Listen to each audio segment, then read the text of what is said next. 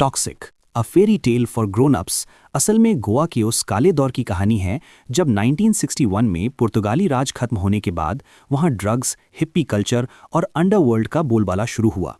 Film की timeline 1950 से 1990s तक फैली है, लेकिन मुख्य कहानी 1980-90 के गोवा में सेट है, जब गोवा को ड्रग कैपिटल ऑफ इंडिया कहा जाने लगा था।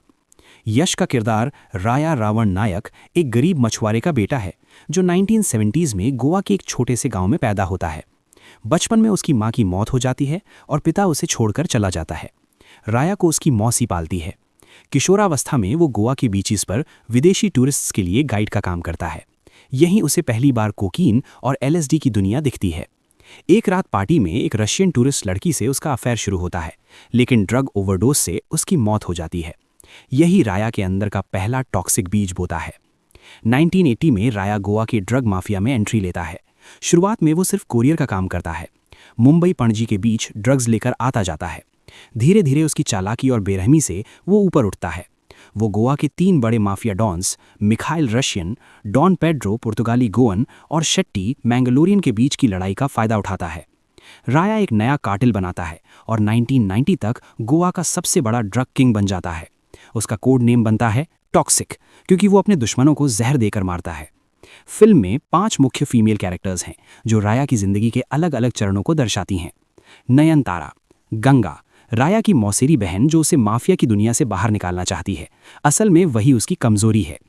कियारा आडवाणी, नादिया, एक बॉलीवुड एक्ट्रेस जो गोवा में शूटिंग के दौरान राया से मिलती है। दोनों का पैशनेट अफेयर है, लेकिन नादिया को पता चलता है कि राया ड्रग लॉर्ड है। Huma Qureshi, Elizabeth, Russian mafia की बॉस की बेटी। राया और एलिजाबेथ के बीच खतरनाक सेक्सुअल और पावर गेम चलता है। तारा सुतारिया, रिबेका, एक गोवन कैथोलिक लड़की जिससे राया को सच्चा प्यार होता है, लेकिन माफिया की दुनिया उसे भी निगल लेती है।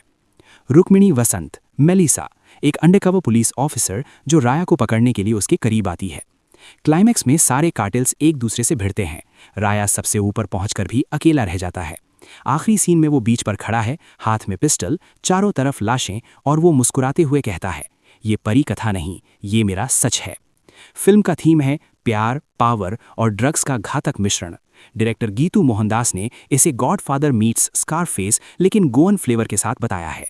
बहुत सारे न्यूड, सेक्स, ड्रग यूज और ग्राफिक वायलेंस सीन हैं, इसलिए फिल्म 100% A सर्टिफिकेट है। रिलीज 19 मार्च 2026। यश की अब तक की सबसे डार्क और बोल्ड फिल्म मानी जा रही है।